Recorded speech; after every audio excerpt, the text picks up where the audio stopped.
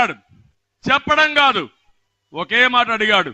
నా నియోజకవర్గంలో 200 నుంచి 300 టిప్పర్లు మట్టిని చెన్నైకి పంపించి ఆ నెపం నా మీద పెట్టి నాకు సీట్ ఇవ్వకుండా చేశాడు ఈ పెద్ద మనిషి అని చాలా స్పష్టంగా చెప్పాడు. అయినా న్యాయం జరగల. అందుకే నేను అన్నాడు, నాకు ఈ ఎంపీ వద్దు, మీ పోటీలో నేను పోటీ చేయను, మీ పోటీకి రామ్ రామ్ అని రాజీనామా చేసే పరిస్థితికి వచ్చాడు. నేను అడుగుతున్నా, ఆది మూలం పైన మీరు యాక్షన్ తీసుకున్నారు, మీరు సీట్ ఇవ్వలేదు.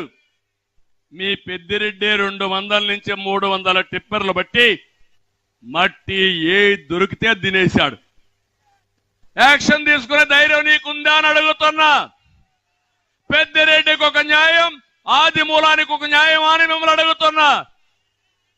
పెద్దిరెడ్డి ముఖ్యమంత్రికి వాటాదారుడు, భాగస్వామి, పాపం అమాయకుడు, ఎస్సీ షెడ్యూల్ కులం, అడిగేవాడు లేడు, తీసిపారేశాడు.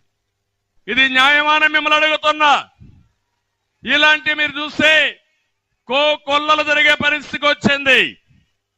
ఇంకో పక్క నిన్నే నేను చూసా, కడపలో ఒక ఎమ్మెల్యే వెళ్ళాడు ముఖ్యమంత్రి దగ్గరికి. మాట్లాడుతూ ఉంటే సర్వే రిపోర్ట్లు వచ్చాయి, నీకు బాగాలేదు అన్నాడు. ఎవరు? ముఖ్యమంత్రి అన్నాడు.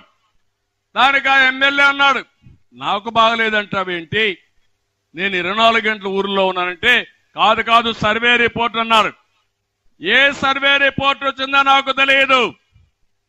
నేను